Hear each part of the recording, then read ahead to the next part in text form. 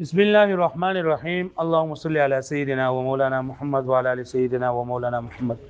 وبارك وسلم وصل عليه رب زدنا علما رب اشرح لي صدري ويسر لي امري واحلل من لساني يفقهوا قولي. نمنګه ویلیو چې په علم القافیه کې به موږ ته د سو خبرو باس کوي، د پنځو خبرو، د سو خبرو. اول موږ ویلو تعریف د قافیه او اقسام د قافیه. نو تعریف د قافیه سو چې د دوو ساکنینو مې ساکن اول نه ما قبل چې کوم متحرک حرف راغله دا نه نو د اخر ساکن مو چې کوم متحرک حروف دي نو به ایته سوې او دا کله یو کلمه د کلمې حسابي، کله پورا کلمې، کله یو نیمه کلمې او کله دوه کلمې. دویم بیا موږ ویلو حروف القافیه. حروف القافیه سوري شپږو کم دي؟ روي، وصل، خروج، ردف، تاسیس او دخیل. بیا موږ ویلو حرکات القافیه. دریم باس موږ ویلو حرکات القافیه کم دي؟ مجرا، نفاذ، حذو، اشباع، عرس او توجیه. بیا موږ ویلو اقسام د قافیه. د قافیه په تقسیم دي، یو په اعتبار د حرف روي، د متحرک او د ساکن کېدو په اعتبار سره. سو قسمونه دي؟ دوا الاول سوري دوا، یا بروي مطلق یا بروي چې مطلق وي نو بیا سو قسمونه دي؟ درې. یا بسوي مجرده، مؤسسه، مردوفه. او هر په سو قسمه نه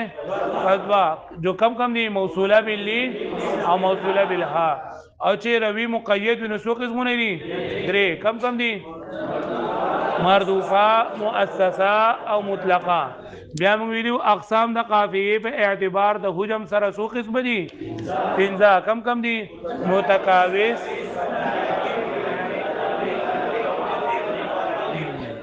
وسپنن سبقه. پنځم نمبر خبره عیوب القافیه دي. سوري عیوب د قافیه شپږ دي. عیوب د قافیه سوري شپږ دي. په دای کې اجمالاً ابطاء، تضمین، اقوا، اسراف، اکفاء او سناد. اجازه او سناد. هو شوي عیوب د قافیه سوري شپږ. یو پکې ابطاء، تضمین، اقوا، اسراف، اکفاء او اجازه او سناد. عیوب دي. د سناد بیا قسمونه دي. هو شو به معنی؟ ها نو لاول بګیره ابطاء. ابطاء څه ته ویل کیږي؟ ما ته فکر دی چې په یو شعر کې ما ته فکر دی کنه، ما ته ګوره چې په یو شعر کې کلمه د روي لفظا او معنن یو شانت راغلی وي. کلمه د روي مطلب دا دی چې په کومه کلمه کې چې د حرف روي راغلی دی، په کومه کلمه کې چې د حرف روي راغلی دی، نو دغه کلمه د بلې کلمې سره لفظا او معنن یو شانتي. نو دا عیب دی په قافیه کې. که لفظا یو شان دی او معنن یو شان نو بیا ما عیب نه لکه عین دراغه. نو عین خو د لفظ په اعتبار سره یو دی خو د معنا په اعتبار سره جدا دی. نو بیا ما عیب نه لري. یا د وزن په اعتبار سره یو شان دی او معنی بدل، لفظ یې بدل، نو بیا ما عیب نه لري. خو عیب هله دی چې کله د لفظنه قافیه د لاندنه قافیه سره یعنی کلمه دروي دا لفظا او معنن باندې سوي. وګوره الخامس عيوبها الابطاء. اعاده كلمه الروي. اعاده کلمه روي یعنی کم کلمه کې چې د حرف روي راغله ده دغه کلمه دوباره راتلل لفظا او معنا. كقوله دا بحر کامل له. بحر کامل کې صحیح متفاعلون، متفاعلون، متفاعلون، متفاعلون، متفاعلون. ووازع البيت في خرساء مسلمة تقيد العير لا يسري بها الساري. لا يقفز الرز عن أرض ألم بها ولا يزل على مصباحه الساري. فديك قافية ماذا وخي ساری پکې قافیه ده کنه. وز د قافیه د سر نه پکې لاول ګوره قافیه ته او پیژنل لاولنې قسم لاولنې خبر وشوله. په قافیه کې دویم نمبر موږ ته حروف په پیژنو کنه.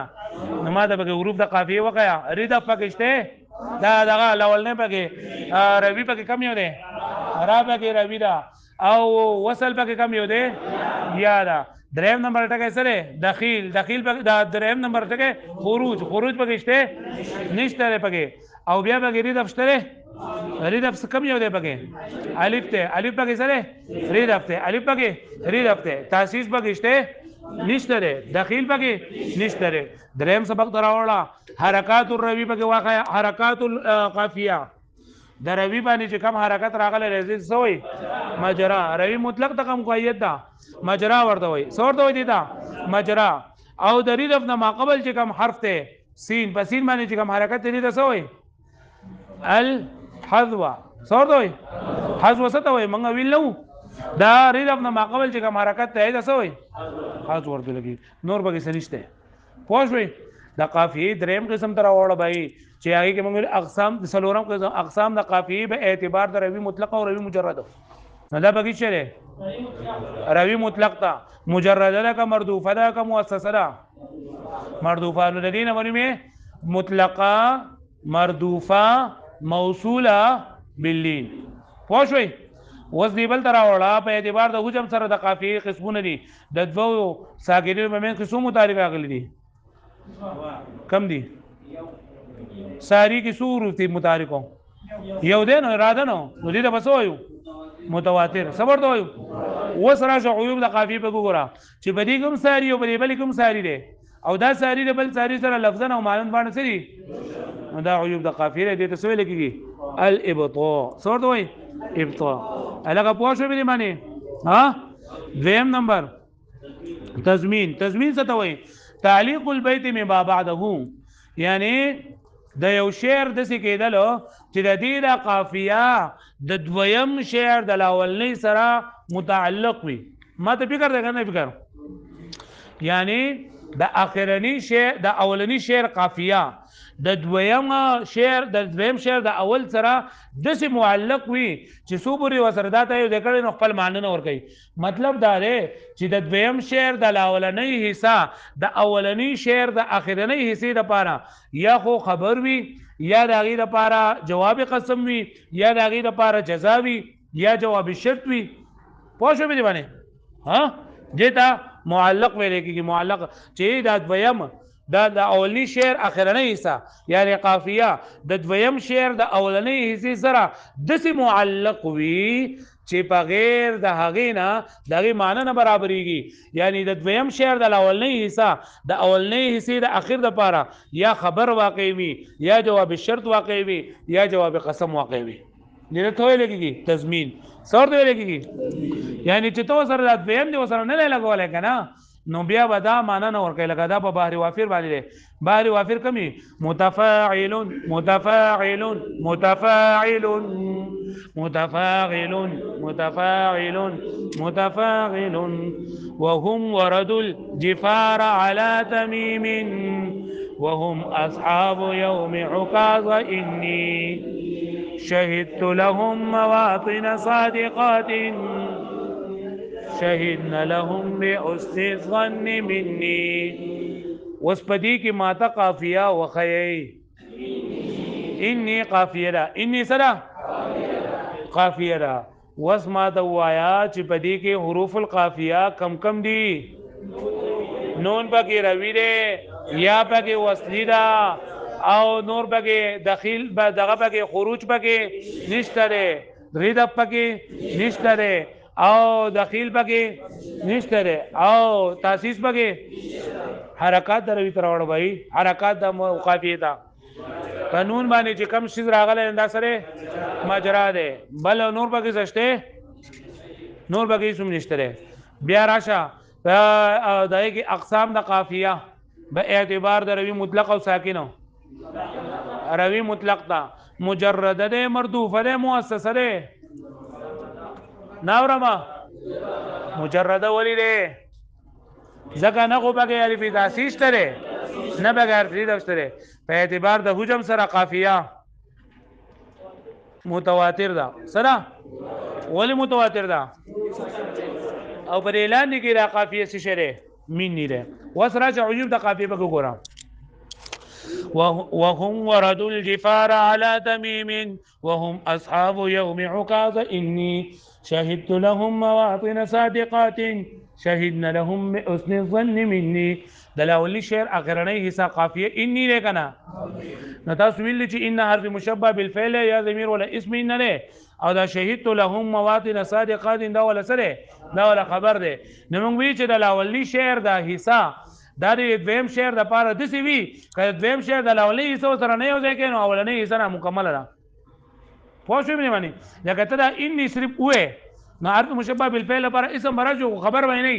نو چې خبر نه نو لہذا دا خبره مکمل نه ده پوه شو مې معنی ها لکه پوه شوي دریم نمبر والاقواء اقوا څه ته ویل کېږي اختلاف المجرا بکسر و ضم اختلاف د مجرا په کسره او په ضم سره مجرا ته نه پیژنم کنه نارما دا حرف روي حرکت ته ویل کېږي څه ته ویل کېږي او کسره نه پیژنم کسره څه ته وایي زیر ته او ضمه پیش ته وایي نو مطلب دا شو چې په یو قافیه کې د مجرا باندې ضمه راغلي او په بل قافیه کې په مجرا باندې والاقواء اقوا څه ته وایي اختلاف المجرا اختلاف د مجرا بکسر و ضم په کسره سره او په ضمه سره چې یو بل نه راسوي بدل را بدل وی كقوله لك قول لري شاعر شو ها بحر بسيط ہے مستفعل فاعل مستفعل فاعل لا بأس بالقوم من طول ومن قصر جسم البغال وأحلام العصافير كأنهم قصم جوف أسافله مثقب نفقت فيه الأعاصير فلاولني شعر کی ماتا قافیہ وخیا زانا جوڑے فیری سرا بگی قافیہ فیری بگی سرا قافیہ دا او بری بلی کسا قافیہ دا فیرو بری یو کسا قافیہ دا فیری او بل کس فیرو رازا والا حروف دا قافیہ بگی خیا را بگی سی چلے ربی دا ران ورستو یا وصل لے دا ران مقی یا رفته نور بگی سنشته الگه پوشو بینی منی حرکات تراشا مجرا بگی کم دا را دا نور بگی سشته ولی بگی نشته دیان مقی و دیان مقی فاچی دا دری رفت مقی حرز ودا صدا حرز ودا او بیا دی بل سبق تراشا روی مطلق دا کا مقید دا مطلق دا مجرد دا کا مردوف دا کا مؤسسه دا مردوفه دا موصوله باللین دا کا بالهادا باللین دا پوښوي دی بل تر اوړه او په جمع په اعتبار سره دا قافیه په اقسامو کې وایا دا سره مترادف تا سره متواتر دا ولی متواتر دا یو پکې راغلی وس بګی دا سبق ولګو د قافیه کې په اقوا راغله ګوره په اولنی شعر کې قافیه فیری په مجرا باندې ز کسره راغله او په دیول کې په اسکیرو کې په را باندې ضم راغلی دا خو شوي نو اقوا څه ته ویل کېږي چې اختلاف د مجرا د ضم او د کسره سره الګه پوه شو به باندې الګه پوه شوي په یو باندې ضم او په بل باندې سره اسراف څه ته وایي اختلاف المجرا بفتح وغيره چې په دې لاولي شعر باندې فتح راغلی د لاولي شعر په اخره کې په مجرا باندې سره راغلی فتح راغلی وي او په دې دویم کې په دویم باندې بیا ضم راغلی یا په کسره راغلی اوس په دې کې او په مجرا کې په اسراف کې په اقوا کې فرق څه شو نو په اقوا کې دا فرق دی چې په لاولني کې کسره او په دویم کې سره او په اسراف کې دا شعر چې په اوله کې به فتح وي په دویم کې بیا کسره یا وسوي په لاولني کې فتح نه و په اقوا کې فتح نه و بلکې کسره او ضمه یو بل سره مخالفو دلته کې فتح د ضمه سره او فتح د سره ارايتك اختلاف المجرى بفتح وغيره فمع الضم چې بلاولني کې فتح راغلی او په دویم کې سره راغلی ضمه ارايتك ان منعت كلام يحيى أتمنعني على يحيى البكاء ففي ترفي على يحيى سهاد وفي قلبي على يحيى البلاء ما تبقى قافية ندى معلومة بكاء كاء سبق قافية کا پکې قافیه ده وس راځه د قافیه کې حروف پکې خیا حمزه پکې روي ده الف پکې ځان جوړه دا اخره کې الف په اخره کې الف سره وصل له او دا حمزه نه مخکې د الف لري رفته نور پکې نشته او حرکات د قافیه ته راوړه مجرا پکې کومه ده حمزه نور پکې سړي حذف پکې ده حذف پکې کومه ده دا الف نه مخکې دا کاف چې په کاف باندې فتحه پوه شو به معنی د روي دی باس راوړه روي پکې مطلق ده که متقید ده مجرده ده که مردوفه ده که مؤسسه ده نورما مردوفه ده او بیا پکې وایا چې په مردوفه کې موصوله باللین ده که موصوله بالها ده موصوله باللین ده د حجم په اعتبار سره وای بھائی متواتر ولې ده یو پکې متحرک راغلی پوه یو پکې متحرک راغلی وس وایا په دې اسراف ده ولی ګورې د لاولنی کې کا او په بل کې لا او نو په لاولنی کې فتح راغله او په دویم کې سره راغله ضم راغله دې ته څه ویل کېږي اسراف څه ته وایي چې مجرا د فتحې سره په لاولنی شعر کې فتح راغلی او په دویم کې سره راغلی یا ضم او یا سو هغه د ضمیر پرده مثال شو اول فتح مع الكسره او چې فتح د کسرې سره راغلی ول فتح مع الكسره قولي الم ترني رددت على ابن ليلى منيعته فعجلت الأداء وقلت لشاته لما أتتنا رماك الله من شاة بدائي وزدل لکی گورا قافیه ما ته نه معلومه په لاول شعر کې دا بکی سره حروف کې سر وقع حمزه بکی راوی دا حمزه نه ورستو الف پکې وصل له د حمزه نه مخکې الف پکې ایری رفته حرکات پکې وقایا مجرا پکې او بل پکې سویره حذف پکې دا او روی مطلق ده کا مجرد ده کا مردوفه ده کا موصوفه ده ناورما باللین ده موصوله باللین ده کا بالحال او د حجم په اعتبار سره متواتر ده او په عیوب په اعتبار سره اسراف ده سره ولی ځکه چې په لاولنی کې دا ا باندې زبر راغلی دی په مجرا کې او بدائی کې په مجرا باندې سره راغلی دی کسر راغله الګه پوه شو به دی باندې ها نو سو منګه وی سلور نمبر 1 ایطوانو ابطوانو نه ایطوا اول نه سره ایطوا دویم تضمین دریم اقوا او سلورم پنځم به کې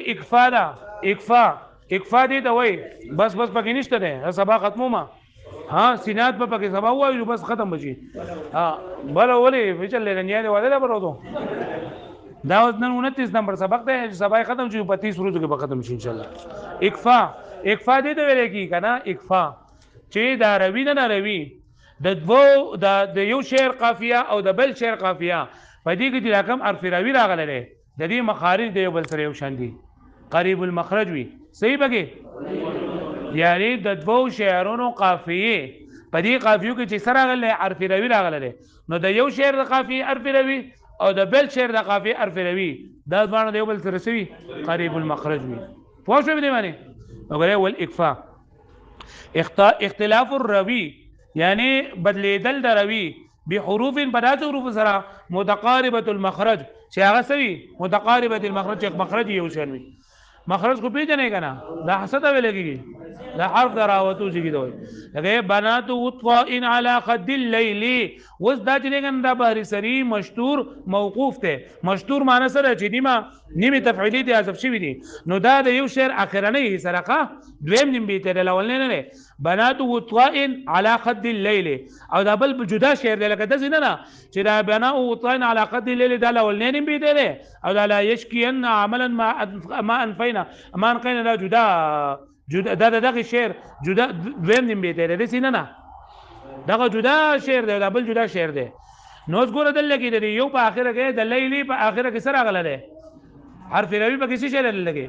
لام او د بل په اخره کې حرف روي څه شعر نون دی او لام او نون جنا قریب المخرج کنه لام د کوم نه لګيږي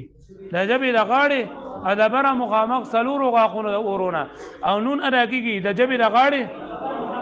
او د امام فرار رحمت الله علیه باندې لام نون را یو مخرج دی دا خو تاسو ویلي دي کنه دا خو بیا نشم ویلې تا په دې باندې پوه شوې اکفا څه ته وایي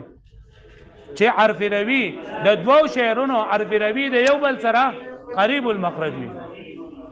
پوه شوې په دې باندې سوي قریب المخرج وي او اجازه دي ته وایي چې هغه دغه خبره ده چې د دوو شعرونو کې حرف روي چې کوم ده هغه د یو بل بعید المخرج وي یعنی مخرج د یو بل نسوي لري جدا وي والاجازه اجازه څه ته اختلافه مختلف کېدل دي بیا درې حرف روي بحروف متباعده المخرج فداس حروف کې چې هغه مخارج دی بل نسوي كقوله الا هل ترى ان لم تكن مالك بملك يد ان الكفاء قليل راى من خليليه جفاء وغلظه اذا قام يبدع القلوص زميم دلګي وګرا قافیه په لاولي شعر کې څه شعر لیل نو په دویم کې میمون په لاولي کې حرف روي څه شعر لام په دویم کې حرف روي څه شعر او لام او میم دیوبل نه بعید المخرج کنه د لام مخرج خو تاسو وی چې د جبې د غاړې ادبره مخامخ سلور غاخونو د اورونه او میم ادا کیږي د دوانو چوندونه میم ده وجه اسینا د دوانو چوندو د وجه اسینا نو ګوره شونډې به کم دي کیږي او د جبې غاړه کم دی دا دوانو جدا نه دي بعید المخرج دی ولنه په بنا شوي کنه اورل ده ها نو منګه نه عیوب القافیه وی پای کې منګه شپږ ټکی وی نمبر 1 منګه سو وی خانه ناورما ایقا څه ته وای ها ایقا څه ته وای چې په دوو شعرونو کې قافیه د لفظن او معنن کلمه د روي په کې لفظن او معنن باندې سوي یو شان دی تضمین څه ته وای دویم شعر دا اولنی شعر اخر د دویم شعر سره معلق کېدل په دې اعتبار سره که د دویم سره یو ځای نه کې اولنی خپل معنی پورا اقوا څه ته وای چې مجرا د دو شعرونه د یو بل اخر په ضمیر او په کسره سره یو بل نسوي